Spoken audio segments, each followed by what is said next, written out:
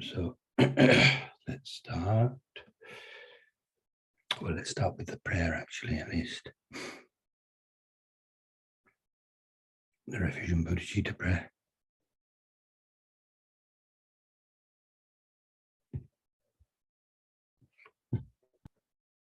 I go for refuge until I am enlightened to the Buddha, the Dharma, and the Supreme Assembly.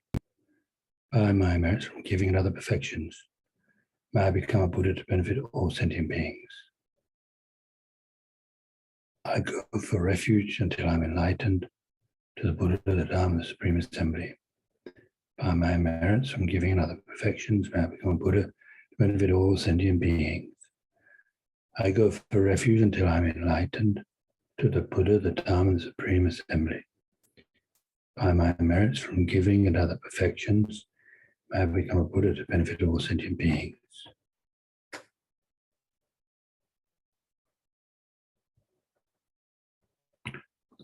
So I want us to spend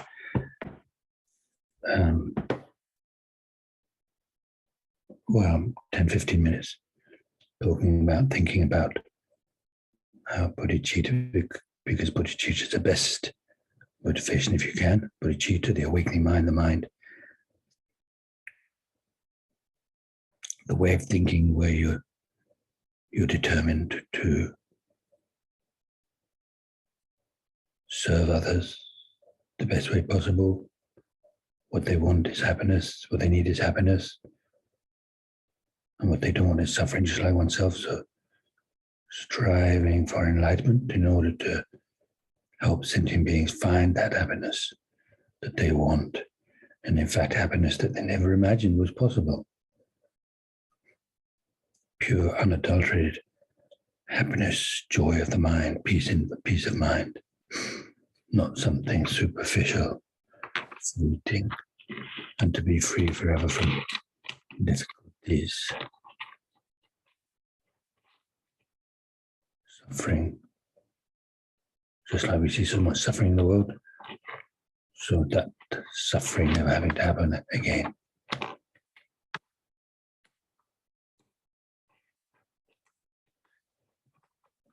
So some people say, well, if there were no problems, then it'd be a bit boring. So that's a bit like saying, in a way, it's a bit like saying it'd be boring not to have wars. It would be boring to never be ill, to never be poor, and so forth. So I'm not sure I can agree with that. So something I was thinking about for this evening, because, some of you, maybe all of you know about this Buddhist idea of every sentient being, not just human beings, but, all the animals and other creatures on the planet, right down to the smallest insect that you that we know are there, but you can't see them with your eyes. You have to get a very strong telescope to be able to see.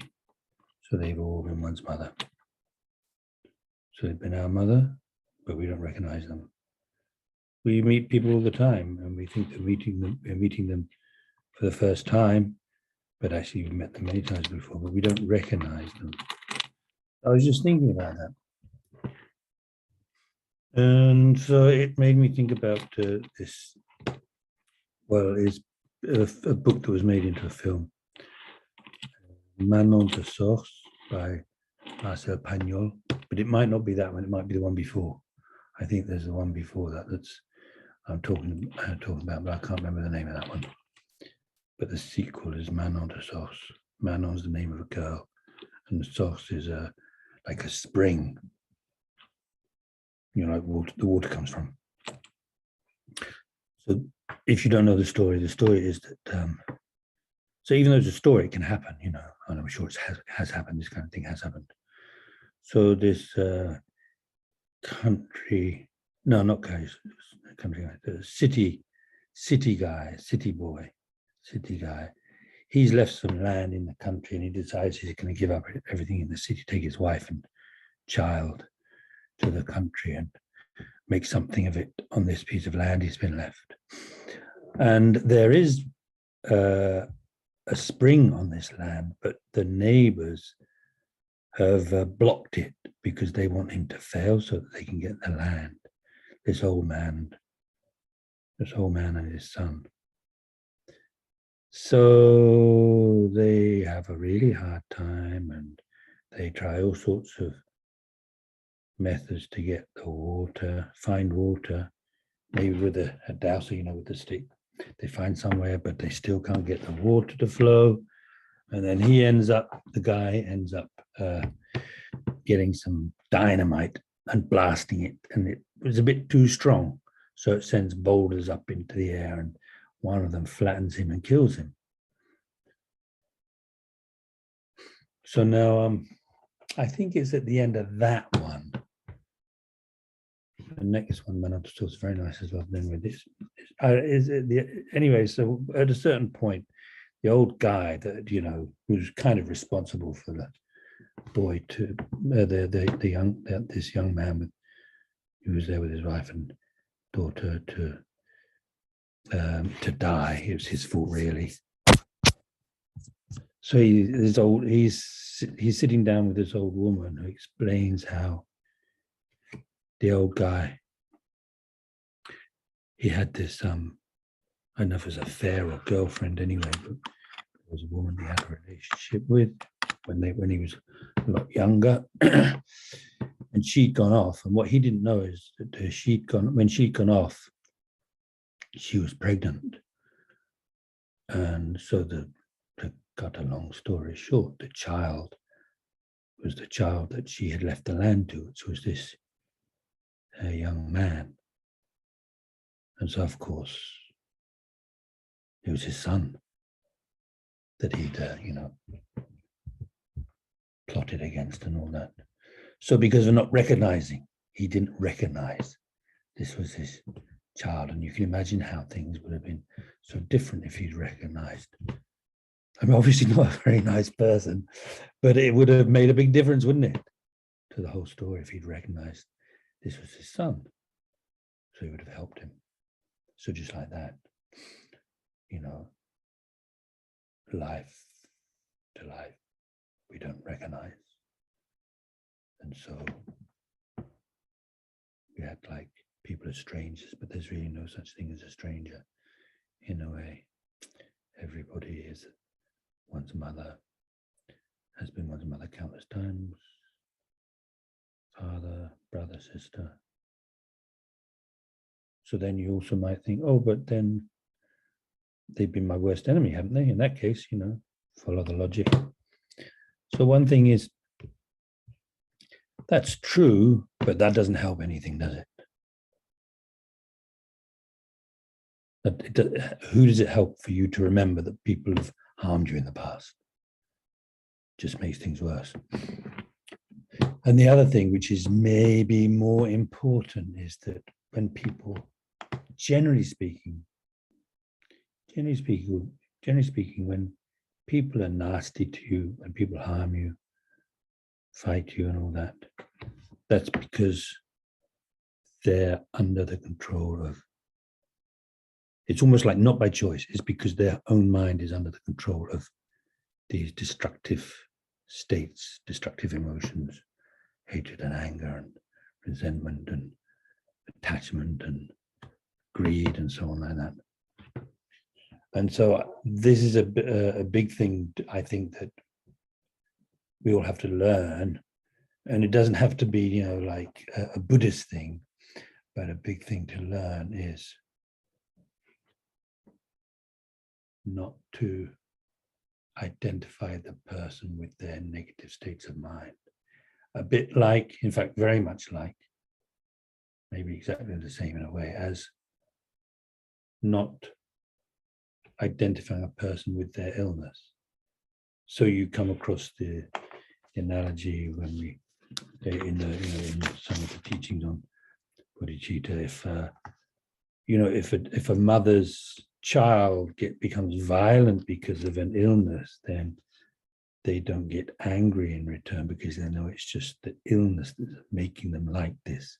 Or a doctor that's taking care of a patient who's under the control of who's, anyway, suffering from some illness that's affecting them the way that they behave, and again, it becomes violent, but not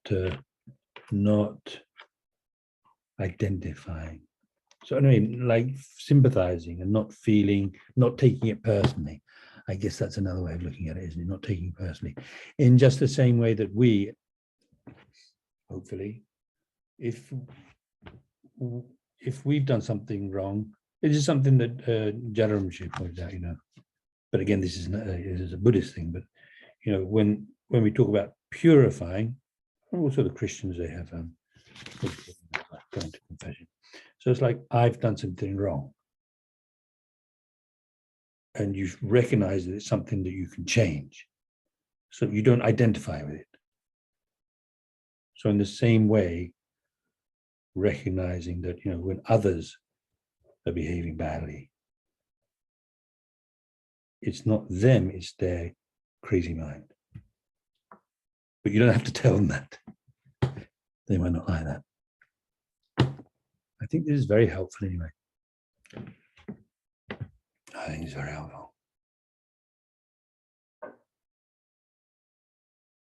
You see, because quite often we feel like somebody will hurt us on purpose when they didn't hurt us on purpose, but we just assume. So even though we can't see people's minds and what's going on in their minds, we just make assumptions. So stop making that kind of assumption. It's the best thing. But this way, what I'm talking about, don't identify, even if you might be right, this person might be, have a very negative mind, and that's what's making them act like that. It might be because of that. You might be right. It might be because of that. You might be wrong. But either way, you're not holding it personally against them. Do you see what I mean? See what I mean? So this person is hurting you. You assume, so you might assume that they didn't mean to, it was an accident. And that's one reason why you wouldn't get angry with them in response, right? But even if you think to yourself, well, the reason that they're doing this is some kind of they did it on purpose, some kind of negative mind, but you're not sort of like identifying the person with their negative mind. So still, you don't take it personally. You don't feel bad towards the person. You just recognize that it's their negative mind, and it makes a huge difference. Makes a huge difference. It's better not to judge, but if you judge, don't judge the person as being bad. It's just a negative state of mind. So I think that's personally, I find that very, very useful. It's not always easy, but it's a question of just keep trying.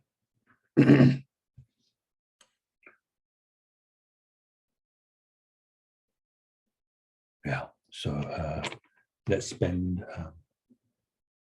say 5 minutes thinking about that. Think it over, think about whether you can use that, how you can use that kind of thing. Okay, so 5 minutes.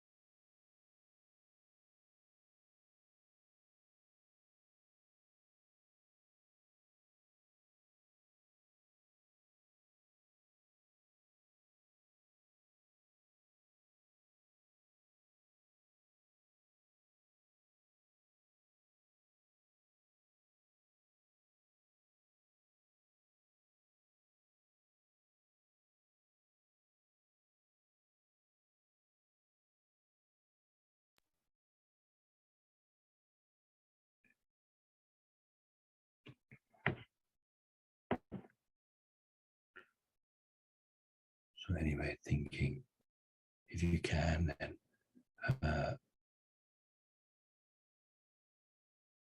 what really makes a human life meaningful, what would really make my life meaningful and worthwhile would be if I can dedicate my life to others and not to just some kind of selfish end. So for the sake of all sentient beings, for the sake of all living beings, if I can achieve my own potential to the full, if I can achieve enlightenment, then that would be the best way that I would be able to help others. So for that purpose, I'm going to spend this time this evening meditating and thinking about the stage of the path to enlightenment. And then now what we'll do is we'll spend about 10 minutes thinking about the nature of the mind, meditation on the pure mind, meditating on pure mind, not getting involved in the senses and the objects of the senses, visual objects, shapes and colors, sounds, smells, tastes, tangibles, just the mental consciousness, the one that thinks, conceptualizes, the one that cares for others, that can discern, has the capacity to discern. That one. Not getting involved in the objects of that mind, but just being aware of the clear and aware nature of that mind, clear like a mirror that can reflect anything, clear like a mirror covered by a cloth. So just like that, our mind has the capacity to know anything and everything, but the moment there's like a veil, like a cloth in the mind. So meditating on the clarity of the mind like a mirror and awareness. Awareness doesn't mean to say you have to, that the mind always knows something, but the mind is always experiencing something. At all times, the mind is always experiencing something. So again, don't get involved in the objects that are appearing and the thoughts and so on that are arising. Just be aware of the mind itself, to which those things are appearing and so forth, and just be aware of its clarity, its clear nature. And meditate on that for a few minutes, 8, 9, 10 minutes maybe.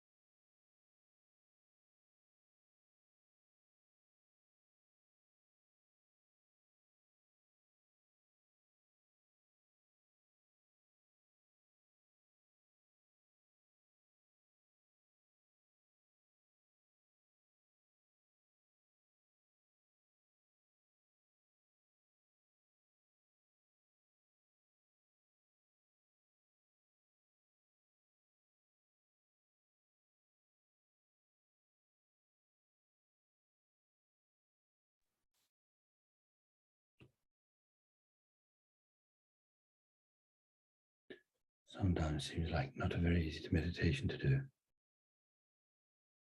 Sometimes it helps to just think what I'm meditating on. The object of my meditation is what it is that does the thinking. So you can even start off by thinking for a few seconds and then think, okay, so now I'm going to meditate not on the, now I'm going to stop thinking about those things. I'm just going to focus my attention on what it is that's doing the thinking. Anyway, so now to finish off the meditation with some meditation on searching for the I. So some meditation on emptiness, selflessness, meditation on nature reality, ultimate nature reality. And so we'll start off by doing the same as last week, which means one way or another, somehow all the time we're thinking I this, I that, and we feel like there's a me that's the one, the owner of our body and mind, the controller of our body and mind. But now let's see if we can find that me, that I, anywhere in our body or in our mind. So just spend some time looking for it in there, in the body and in the mind.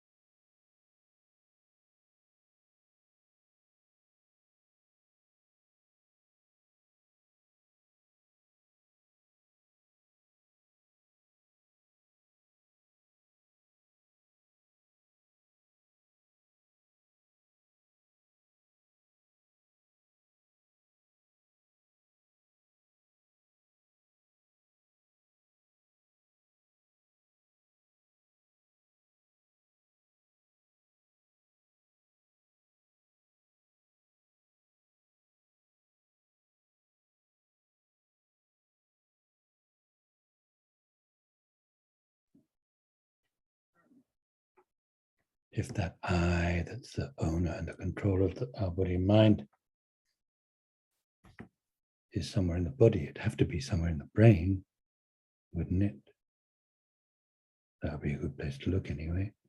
And yet, it's a fact that all the different parts of the brain have different functions.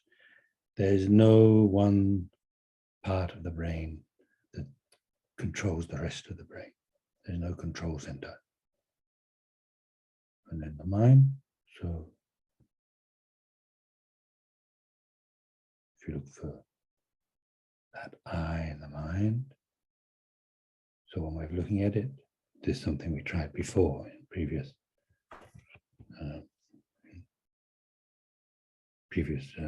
to this, previous parts of this course. So that I, if we're going to say, okay, I must be findable within my mind.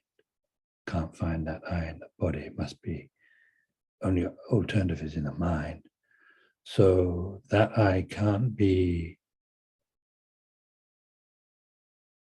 like can't be the past mind because that's already gone. Can't be the future mind because it hasn't happened yet. So it must be the present mind. It's just a question of finding out what the present mind is, because actually, if we say, well, that's today's mind, but then there are so many hours of this day that have already gone, and there are all of those hours that have yet to come. So the ones that have already gone, past hours have already gone, so they can't be that, can't be the ones that haven't happened yet. Maybe it's this hour, this hour, but even this hour, some of it's gone already, so it can't be that. Some of it hasn't come yet, so it can't be that. So about this minute, it's the same thing. There's a part of this minute that's already gone. There's a part that hasn't yet happened, so it can't be either of those. So the present mind has to be something in between. It's not like there isn't a present mind. If there's no present mind, you won't be able to talk about past and future mind. But then the same, when you go to second or split second. So how can you find a mind that you can point out and say, that's the I that's in control, that present mind, because you can't even pinpoint the present mind, let alone be able to point it out or pinpoint it as that I. So I hope that's clear. So think about that for a moment. Can't find it in the body, can't find it in the mind. It's not like I don't exist. So what's the conclusion? I exist. When I look, can't find.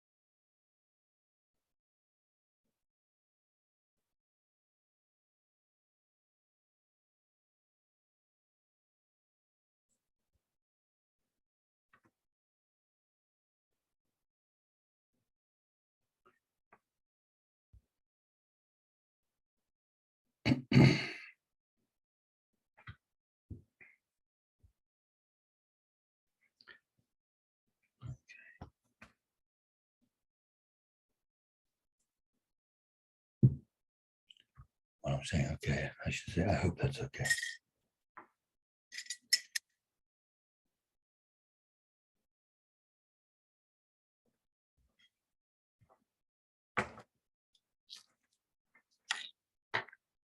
Right.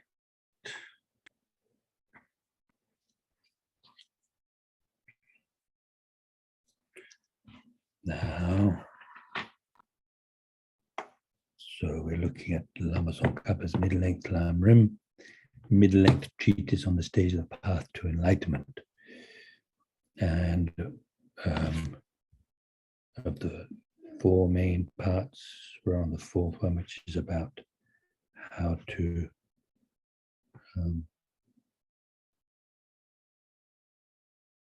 how to actually go through the stage of the path that this text is all about. So where we got to is this is kind of talking about how a meditation session goes. In fact,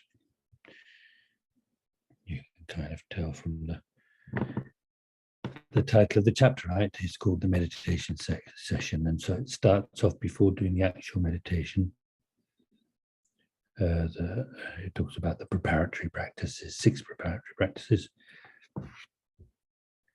So cleaning the, well, actually, this is on page 50. So just read out from there, actually.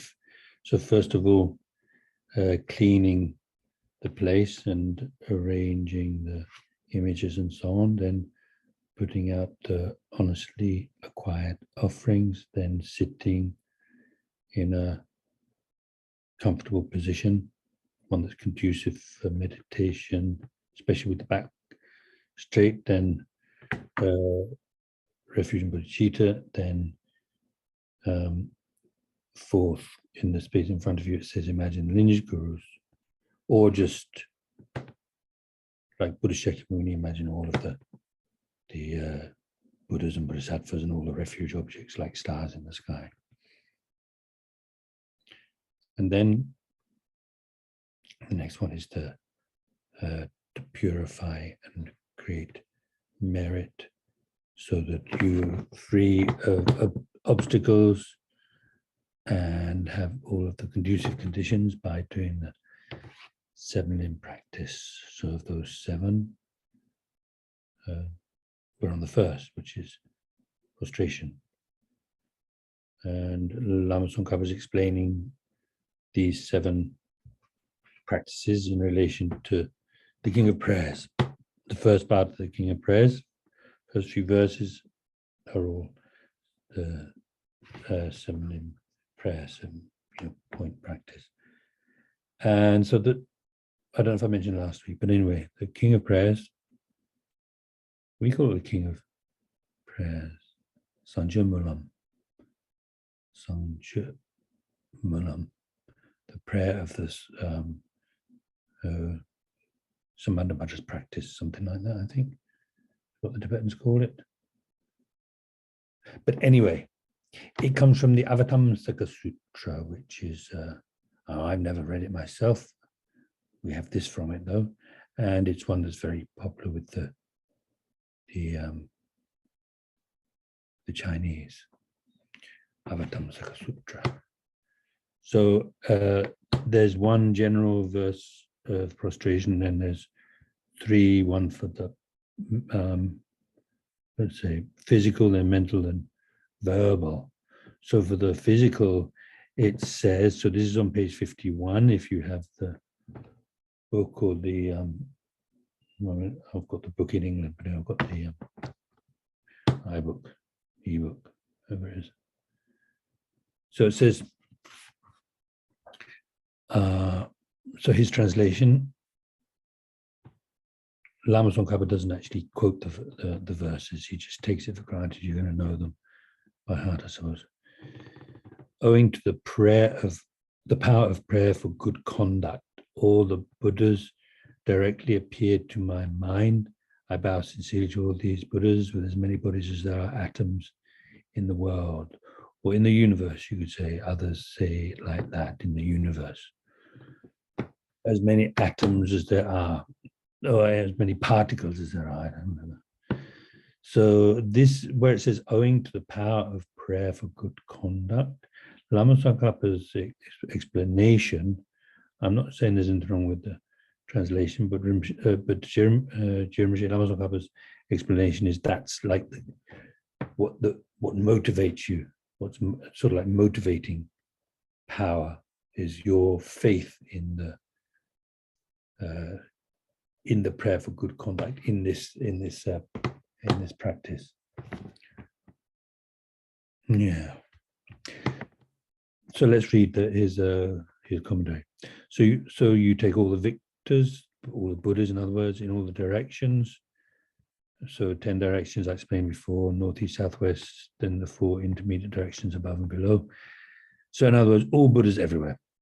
And times, that means past, present, and future. So, all the ones that have already achieved enlightenment, are achieving enlightenment, will achieve enlightenment in the future. So you're focusing your attention on them. So you're directing your thoughts, your mental prostration towards them. And so it says, as though perceiving them directly. Yeah, so not like it's something you're just pretending or imagining. You try to feel like you're actually seeing them. You're actually seeing them there. Then emanate your body in manifestations as numerous as fine particles. So as many. So the thing is, it's interesting actually, because in the 35 Buddhas of confession, the confession of the Bodhisattva's downfalls, where you recite the names of the 35 Buddhas. So there, usually in the commentary, it talks about imagining that all of your past lives are prostrating along with you. So surrounded by all the sentient beings doing the same thing. So this is, so it's not like you're doing something wrong if you can't actually see them. I mean, it's very clear that you're imagining. Okay. But you don't think, I'm just imagining. But what you're doing is imagining. You imagine that they're all there. It's like, you're imagining that all those Buddhas. I mean, in the case of the Buddhas, then what they usually say is where you imagine that there is an enlightened being, they are there, because something that you wouldn't really understand from the sutra teachings, but it seems more in the Vajrayana teachings, there, especially Highest Yoga Tantra, there's explanations about very subtle levels of mind and very subtle physical energy that those minds are associated with, and even we have that. But as an enlightened being, then they're completely purified, no kind of obscurations, nothing obstructing them. So the mind is able to be aware of everything all at once, and associated with that mind is sort of like this physical energy. So physically, the Buddha, an enlightened being, is everywhere, knows everything. So what that means is, if you think the Buddha's in front, actually the Buddha's in front of you. You're not just imagining it. Actually, enlightened beings are always there all the time. But then you're not actually surrounded by all sentient beings, but you have to imagine you are. You have to, and it helps with the practice to do that. So anyway, what it says here is, emanating your own body in manifestations is numerous as fine particles. So you just imagine you emanated them, like you sent out like countless replicas of your own body, equal to the number of atoms in the universe, which is a lot. And like I said last week, so what they say is that if you imagine it, that's the kind of merit you get. So if you want to keep things simple and just you prostrating, not going to think about all those sentient beings prostrating along with me. Oh, one thing is also important is they always say, surrounded by all sentient beings, imagine them all in human form. which means able to speak and able to understand. Especially, you know, so if they're not in, if they were not in human form, like, you know, like a banana slug, you know, you're doing prostrations, and I mean, how's the banana slug going to do prostrations, right? How they can do it, right? Even a mouse would probably find it difficult, and you know, they've got legs. So yeah, so imagine they're all in human form, right? Like that. So emanating your own body in manifestations as numerous as the fine particles, now as numerous as atoms, and you're prostrating. So all of you are prostrating down. So anyway, what I was trying to say is, if you just want to keep things simple, just you prostrating, then you'd get, and not imagining that your body is, you know, like a range of mountains, snow mountains, or whatever. You know, if you don't want to do that, then just, you know, then you would get merit equal to that. If you imagine countless, you know, all your past lives, or, you know, as it says here, you know, countless manifestations, then you get merit accordingly. That's what they say, you know, that's what they say. And having generated the power of faith in the excellent conduct of these objects, be motivated by that. So that's where you can see that Lama Tsongkhapa is saying that first line is talking about, you know, I said motivation, and I think I did also mention last week, motivation is not always just to do with like why you're doing something. It's like your attitude. It also refers to your overall attitude. Yeah. In this case, like, so yeah, part of your attitude here is you have this incredibly powerful feeling of faith. As it says, faith in the excellent conduct of these holy objects. So where it says owing to the power of prayerful good conduct, that means the good conduct, the amazing things, in other words, that these enlightened beings, you know, do and have done and will do, and so on. So like that. So then that's the physical prostration. So when you're doing the physical prostration, of course, you know, physical prostration can be full length one, or it can be, you know, like the short one that I talked about last week. I think I already mentioned. They talk about the 5 points on the ground. So of course your feet don't count because they're on the ground anyway, I suppose. They don't say 7, they say 5. So your knees are on the ground, your hands are on the ground, and then your forehead is on the ground. But also doing this is a way of doing prostration. Yeah. I know one time we were doing it with His Holiness in Sanath. It was many years ago, like when nowadays, you know, it just wouldn't happen like that. Too many people would be there, but it was just quite a small group really. His Holiness was there doing the puja in front of. So there's all of us doing that puja in front of, you know, near that the Dhammik stupa, the main stupa. And so when it came to doing the prostrations, everybody's sitting down, but three monks got up to do the physical prostration. So actually, you know, when Tibetans are doing prostrations, they don't always get up and do, you know, like that, down, up, down, up, down. They can do it sitting down. So, you know, you often see the lamas, the Gishins on there like this. They do prostration that way. So cool prostration, even though it's not a prostration, right? Like I was saying. So then the mental prostration, it says on every atom, as many Buddhas as the atoms are surrounded by the Bodhisattvas. So this is related to what I was saying before about, you know,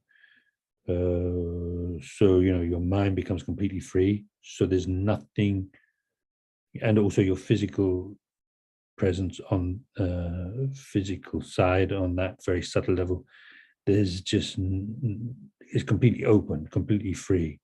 So there's no limit to where it can be. It's not like there is no location, but it's like there's no specific location, it's everywhere. So that means that every enlightened being is everywhere. On every point, you could say, it says atom here, it worked just as well, I think, to you know, like every point of space, they're all enlightened beings. Complete, not just, it's not like the enlightened being is, because of being spread out throughout the universe, so only a tiny part of the Buddha is in this particular space. It's like, the enlightened being is entirely present everywhere. So on every atom, as many Buddhas as there are atoms are surrounded by bodhisattvas. So, they would not, this gives you the idea of, like, they talk about their particular sort of places where what they call the enjoyment body, Sambhogakaya, particular form of the Buddha, is there at all times teaching the Arya Bodhisattvas. So an Arya Bodhisattva is someone who has a direct realization of emptiness, right? So, but it doesn't particularly mention Arya Bodhisattvas here. It just says surrounded by Bodhisattvas. So it's like, this is what it means for each enlightened being to be present everywhere completely. So it's like on every atom are all the Buddhas surrounded by an entourage, what do you call it, an audience of bodhisattvas. Could be, it could even be hundreds of bodhisattvas, thousands, maybe hundreds of thousands. So that, like that, on every atom, as many Buddhas as there are atoms are surrounded by bodhisattvas. Everyone is absorbed in meditation on suchness. I fully venerate all of these accomplished ones. So where he says here, where he's translated, each one is absorbed in meditation on suchness, that may well be true. I'm not sure. Enlightened beings can be absorbed in meditation on suchness and be, very active in the world at the same time. But anybody who's not an enlightened being, if they're absorbed in meditation on suchness means emptiness, the ultimate nature of reality or selflessness. So anybody else, it's either one or the other. They're either active or they engage in this kind of meditation. And the Tibetan doesn't really look so much like that. And the Tibetan doesn't look so much like a Lama Tsongkhapa, but doesn't really explain it in that way. I mean, he doesn't explain a huge amount anyway. But so the word that so this word suchness, the Tibetan word ching dhamma dhatu. Well, it's just a Sanskrit word, right? But it might be one you've heard before. And so it often does mean emptiness, but here it doesn't really make sense. What it's talking about is like everywhere being filled with these Buddhas. So everywhere, not so much everyone is absorbed in the meditation on suchness, but everybody, all of them are present there. Everywhere is they are present everywhere. It's more like that. So, for example, it could be, I imagine, all Dhamma Dhatus, all the expanse of reality everywhere, without exception, filled with these victorious ones. So it's got the idea of filling the entire space of reality. So those Buddhas surrounded by bodhisattvas fill the entire space of reality. So Dhamma Dhatu, space of reality. So I don't think so much, you can look at other translations. We have the FPMT one, which I don't have here at the moment. So the other side of the room. But I don't think meditating on absorbed in meditation on suchness. I think that's quite correct. But in any case, if you were to take this from the FPMT sources, it wouldn't be translated like that. I know that. So then, so that's mental prostration. Then, so we've had physical and mental. So now the speech. So, how do you prostrate with speech? So it's interesting, actually. So in a way, when you prostrate, it's all to do with venerating, isn't it? If you think about it. Even if you think literally prostrating, if you prostrate yourself to somebody, like El Cid in, well, like El Cid in El Cid, actually, the movie El Cid, where he throws himself on the floor in front of the young king. I think it's El Cid, isn't it? I think it was one of those Charlton Heston book. Charlton Heston, not is it Charlton Heston? I think so. Yes, Charlton Heston. One of those Charlton Heston movies about the Middle Ages. Anyway, okay. Anyway, you get the idea. So it's to show veneration for the person, right? It's like So yeah. Anyway, you get the idea. So prostration. So even though verbally you can't literally prostrate, but you can venerate somebody verbally, and so that's what's going on here. In the same way, well, in the mental prostration, there's the mental prostration on one level is imagining all of those beings and so on, and that you're venerating. But it says I fully venerate, so it's mainly the mental veneration than verbally venerating. Okay. So on top of on each minute particle, on every atom, on every atom, Buddhas as innumerable as I think that maybe because this is in English translations, Tibetans don't mind using the same word all the time. It works very well in Tibetan, but he couldn't say when you're in English, to use the same word again and again, it's sort of frowned upon, isn't it, for some reason? But anyway, so where it says minute particle and dust particle and sometimes particles, fine particles, atoms, it's all basically the same word that he's translating. So anyway, on top of every atom, Buddhas as innumerable as atoms, like all the atoms everywhere, reside encircled by bodhisattvas. Actually, that's the explanation of the verse that we just looked at. Generate the faith that recollects their excellent qualities. Now for the verbal prostration. So for that one, you've got I extol the good qualities of all the Buddhas. I praise all the Sugatas. Sugata isn't just another word for Buddha, right? Buddha, like in that refuge prayer, we say, I give refuge to Buddha, Sangye. Yeah. Anyway, I praise, so Sangye, it means completely purified and then developed all qualities. So that's the Tibetan word that they use to translate the word Buddha, Sanskrit word Buddha.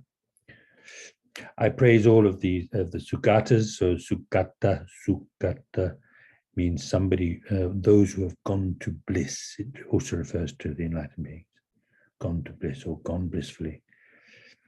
With the sound of an ocean of songs in voices of inexhaustible seas of praise. So the explanation from Lama Tsongkhapa otherwise is pretty straightforward. From 20 minutes left. From each of the bodies. So if you want to do the full monty, then so countless replicas of yourself emanated, each one with countless pairs of arms. So every time you do that, you're doing it countless times. So that's the point of it, the sense of it. Each one with each body has countless heads. Each head has countless mouths. Each mouth has countless tongues. So like you get this incredible merit because it's not just you, one person with one head, one mouth, one tongue saying it once, but you're getting the merit of doing all those times. Okay, so he says, singing inexhaustible praises of the object's excellent qualities to sweet melodies. Here songs are praises and their voices, that is their causes, are the tongues. So that's a bit funny, isn't it? Because voice, you think of something verbal, but here the way it's being used is I extol the good qualities of all the Buddhas. I praise all of the Sugatas. With the sound of an ocean of songs, so praises, in Is that what it said for song? Songs means praises, so praise comes up twice for whatever reason. An ocean of songs. In voices of, so voice there is getting at the what it is that the song comes from, which is from the tongue. Then then offerings. So this one's pretty straightforward. So several verses actually, and they are very nice. And we can maybe just read them and read what Lama Tsongkhapa says. I don't think there will be much to explain. So for the limb of offering, this is also for accumulating merit, creating merit. Remember, merit is basically, it's a name for something which enables you to get done what you want to get done, to succeed, in other words. So you've got the surpassable offerings and unsurpassable offerings. So otherwise it's a bit funny calling them surpassable, but actually it's to contrast them with the ones that are come up next, which are unsurpassable. As for the limb of offerings, surpassable offerings are set forth in 2 stanzas. I offer these Buddhas and Bodhisattvas, fabulous flowers. So he explains below, fabulous means like the best flowers of humans and gods. Glorious garlands. So I know I'm jumping ahead here, but it's good to mention. So where it says just flowers, it's talking about individual flowers. Garlands means where they've been tied together, you know, so not just single, but strung together. Symbols, scented balm, precious parasols, excellent butter lamps, and superb incense. I offer these Buddhas and Bodhisattvas sublime garments, supreme scents, sachets of fragrant powder equal to Mount Meru. Equal to Mount Meru. I mean, you know, has anybody seen Mount Meru? Has anybody been there? No, I haven't either. Well, not that I remember, not in this life. So anyway, it's supposed to be the huge mountain at the center of the universe, right? So, you know, flat world, center is Mount Meru. So anyway, the biggest mountain. I mean, you could even think, you know, like Mount Everest, but like 1,000 times bigger or 1,000,000 times bigger or something like that. So huge amounts of this fragrant powder equal to Mount Meru, and every wonderful thing in a splendid array, so set out beautifully.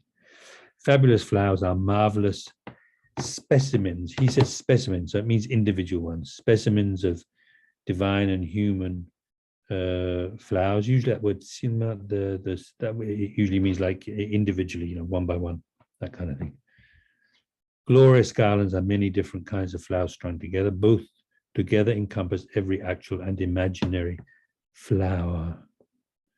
Symbols are the sounds of traditional instruments and the like. Well, anyway, we know what symbols are. Scented balm is a mixture of fragrant perfumes. Precious parasols are the finest of parasols. I mean, parasols are pretty useful, of course, because it protects you from the sun. So if you've got a parasol, it's helpful if you're sitting in the sun. They also use them, I think they also use them in some teachings. When it's a big lama, they sometimes escort the lama in with a sort of parasol. It's a way of showing respect in a very traditional way, I suppose. Butter lamps are fragrant, radiant lights from things like incense or butter, as well as glowing jewel lights. Incense refers to combinations of fragrant substances and to single ones. So where it says jewel lights, the closest I can think of to jewel lights, not exactly jewels, but you know, you can get those crystals and the sun hits them and then it sends the, you know, rainbow colors all around the room. But also one of the most beautiful kinds of light that I've ever seen. I never saw it around here. Don't get much grass here, I suppose. But when I was at Nalanda Monastery, that's when I noticed it. So, you get the dew collecting overnight. You go outside at the right time in the morning when the sun is just hitting the dew before it's dried up the dew. So then again, it sort of creates this, what do you call it? Yeah, I'm going to call it rainbow lights. What do they call that? Anyway, you know what I mean? It's just so beautiful. Just so beautiful.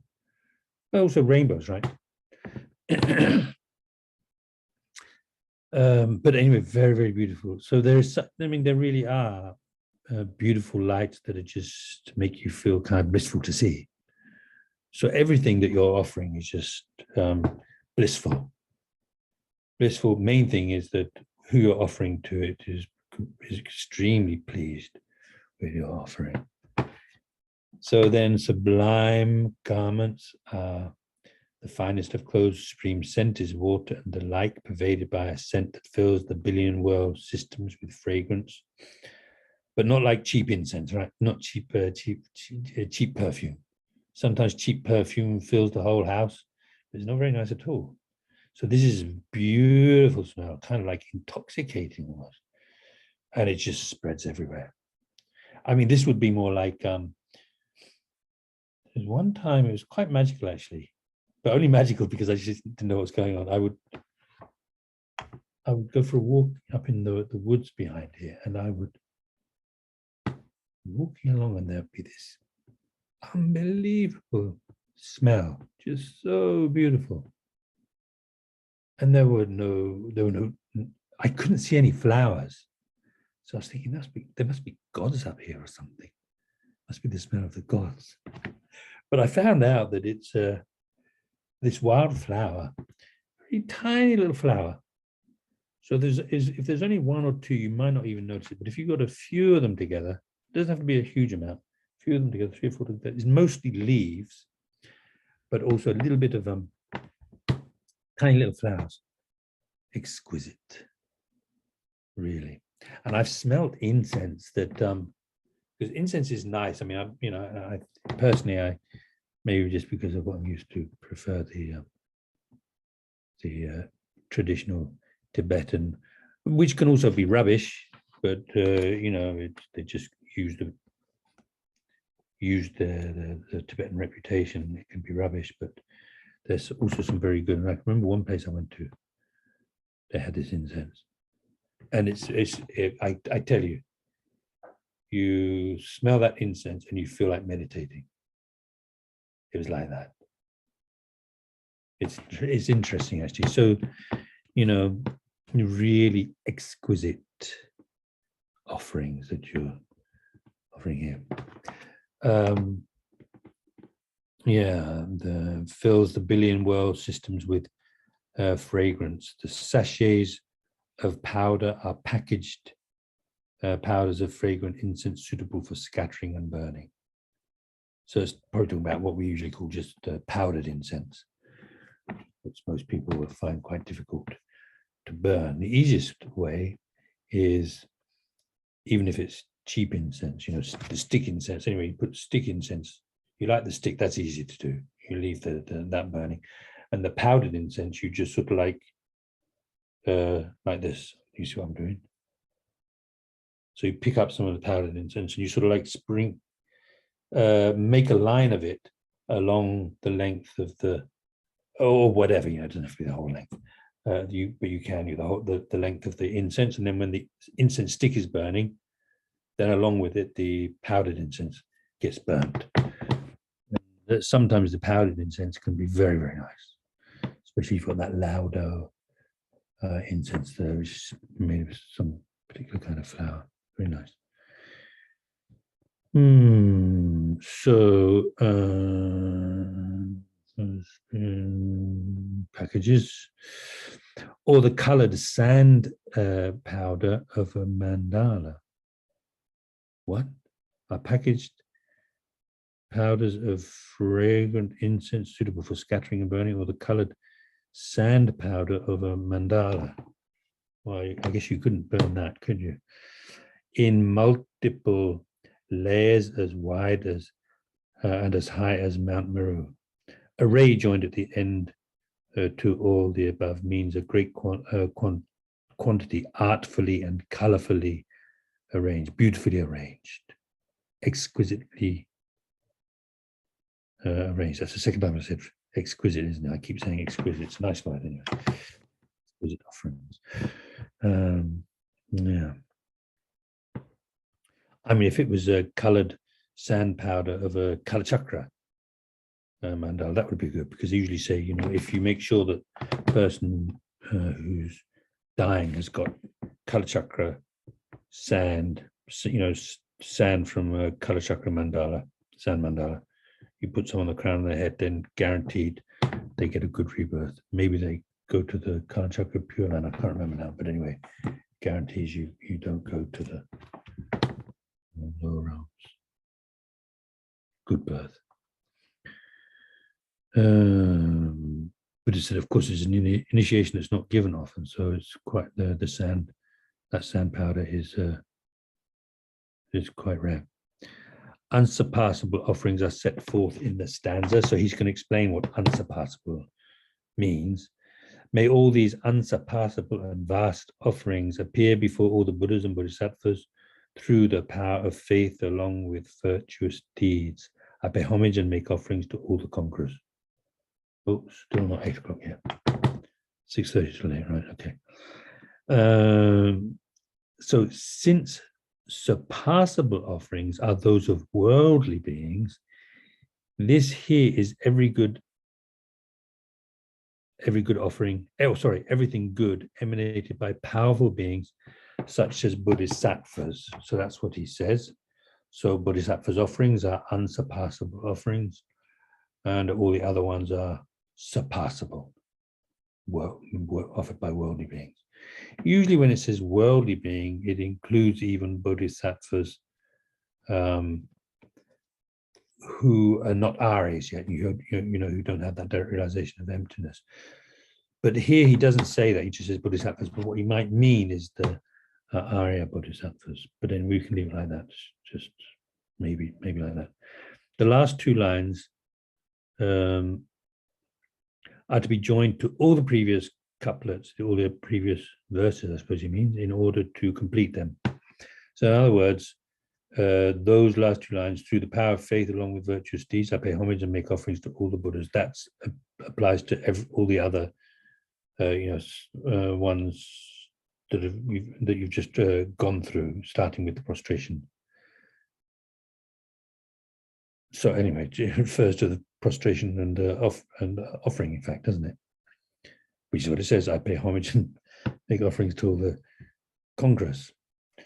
So they indicate the motivation for the prostrations and offerings as well as their object.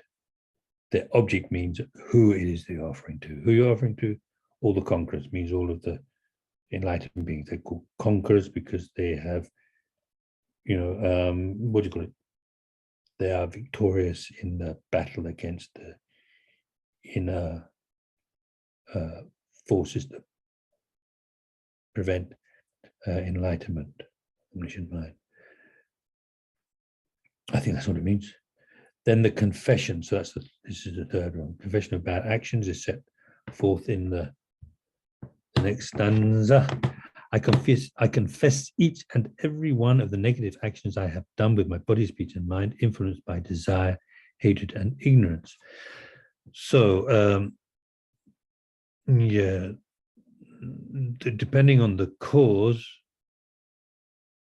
the 3 poisons. So the 3 poisons I think that basically the reason he's talking about the cause of the 3 poisons, even though it's that only comes up in the last line, is because in the Tibetan, it first of all mentions desire, hatred, and ignorance. What I would usually call attachment, hatred, and ignorance. I'm not sure why he wants to call it desire, but anyway, attachment. It's to do, like clinging. You can call it clinging attachment, clinging desire, destructive desire, destructive attachment, selfish. Kind of always has this selfish element to it. Hatred or anger and ignorance. So those are called the 3 poisonous minds, the 3 root poisons or the 3 poisonous minds, because they poison everything. So those are the cause. Depending upon the cause, the three poisons, and by means of the three bases, which refers to the body, speech, and mind, their nature, in other words, the nature of the negative actions that you're confessing is that I have done them. That is, that I have actually created them. So when it says, I confess each and every one of the negative actions I have done means what I've actually done. And then he goes on to say, what I've made others do, and when other people have done those actions, rejoicing in them. And I've rejoiced in those created by others. So usually they say, we'll get more of this when it gets to the karma section. But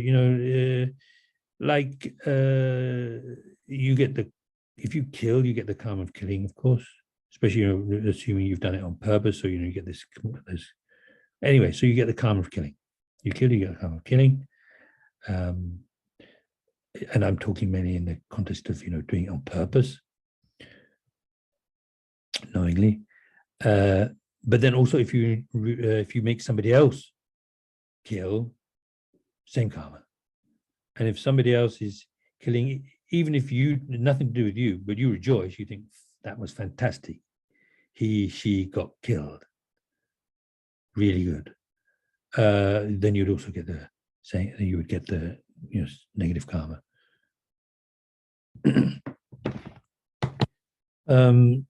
I've rejoiced in those created by others, all of which is generally subsumed under I have done. If through recollecting your faults you regret those done previously and sincerely confess them with the intention to abstain from them in the future, you stop the increase of deeds done in the past and stop committing them in the future. So I'll just say, we might go through this a little bit again next week, but I'll just say a little bit. So he says, if through recollecting their faults you regret them, those done previously, and then maybe we'll leave it at that. So generally speaking, we talk about, we say that there's nothing that cannot be purified. There's nothing that's so bad that it can't be purified. You might think you've done something really terrible, but no matter how terrible it is it can be purified, especially when bodhicitta is involved. But anyway, there's nothing that can't be purified. And to completely purify something, you need the four opponent powers. And the most important one is regret. And regret, we often have to make the point, it's got nothing to do with guilt, thinking I'm a bad person. Regret, he said very clearly here, recollecting their faults. In other words, you think about this action that you've done and you think about the consequences that you're going to have to face as a result of having done that if you haven't purified. And that's where the feeling comes up. That was a big mistake in terms of, of course, like the harm that you've done. It's difficult for people not to feel bad about having harmed somebody. That's not for the end of the class. That's for me to take my blood pressure medicine. So, yeah. So, yeah, we'll talk more about that. So in other words, the main thing is recognizing a mistake as a mistake. That's the main thing. If you recognize that what you've done was a mistake, you won't want to do it again. If you don't recognize it as a mistake, you won't necessarily have the thought thinking, oh, I shouldn't do that again. Why would you think you shouldn't do it again if you thought it was okay? So if you think it was wrong, you're not going to want to repeat it. And especially when you think it was wrong, and because I've done that, I'm going to have to, unless I purify, I'm going to have to suffer a lot. Then of course you're not going to want to do it again, even more, right? You're not going to want to do it again, and you're going to want to do whatever it is that will kind of put things back into balance, kind of thing. In other words, there's a remedy. You're going to want to you're going to want to do something that undoes that, and then also there's another one, the power of reliance. And so anyway, we'll talk about that a bit more next week. But mostly it comes up in the karma section. But it's good to talk about a little bit here. So let's stop there. Any questions? Okay, that's all right. Also, no questions. That's also okay. So we'll stop. We'll dedicate. So really, the main thing is dedicating all the positive energy, merit they've created as a group this evening, along with everything that we or anybody has ever done, including enlightened beings, has ever done, past, ever is doing right now, and ever will do in the future, dedicating all of that. Main thing is for there to be no more suffering in the world. When I say world, I mean anywhere, not just this planet. Anywhere where there are sentient beings, not to have suffering ever again, and suffering, unhappiness, physical, mental suffering, and to always experience pure joy and peace. And really, so in a way, on a practical level, what that means is dedicating it for everybody to be kind to each other and to be considerate and to care for others. And for the long lives of our gurus like His Holiness Dalai Lama, His Kyosho Rinpoche, who are guiding sentient beings on a path towards that kind of happiness, because it doesn't happen by itself, and it won't happen just by us praying for it either. It happens when sentient beings meet the teacher and are taught, and then do what they've been instructed. Then they themselves achieve their own liberation, their own enlightenment. Nobody can do it for them, but they need to be shown the way. So anyway, like that, and for there to be peace in the world, and also for LMB to get back, this Dharma Center to get back on its feet again very soon, to find the perfect spiritual program coordinator and the perfect director. Okay, so thank you and good night, and see you next week. Thank you. Yeah, you're welcome. You're welcome. Bye.